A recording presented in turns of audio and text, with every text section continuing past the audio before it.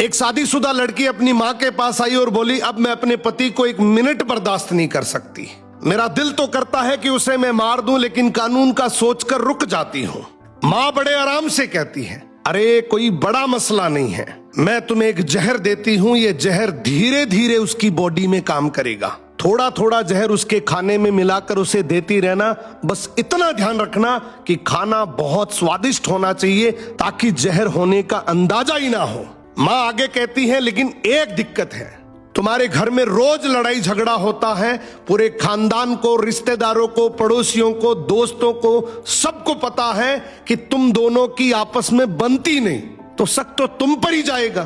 तो तुम्हें एक काम करना है, जब तक जहर अपना असर दिखा रहा है तब तक तुम घर का माहौल बदल देना, उसके साथ प्यार मोहब्बत से रहना, उसकी बात मानना, उसे खुश रखना, उसे इज्जत देना। तो लड़की कहती है, ठीक है, कुछ ही महीनों की तो बात है, मैं ऐसा कर लूंगी। और वो जहर की पुड़िया अपनी माँ से लेकर अपने ससुराल आ जाती है। 1 महीना भी नहीं गुजरता और वो दोबारा अपनी माँ के पास आती है और कहती है कि माँ, जो जहर आपने मुझे दिया था, क्या उसका कोई तोड़ है? तो माँ पूछती है, क्यों, क्या हो गया? लड़की कहती है, मैंने नियम से कुछ दिन जहर उसके खाने में मिलाकर उसको दिया, लेकिन वो तो बिल्कुल बदल गया, मुझे बहुत प्यार और इज्जत देने लग गया, मेरा ख्याल रखता है, मेरी बात मानता है, मुझे खुश रखता है।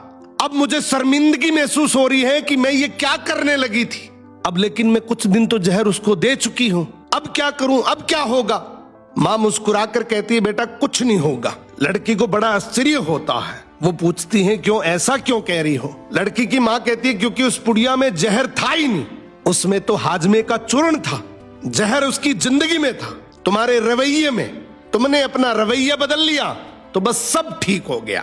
माँ अगर चाहे तो बेटी का शादीशुदा जीवन स्वर्ग बना सकती है। एक रिसर्च में पाया गया है कि तलाक होने के पीछे 80% रीजन लड़की की माँ होती है। कड़वा है मगर यही सच है।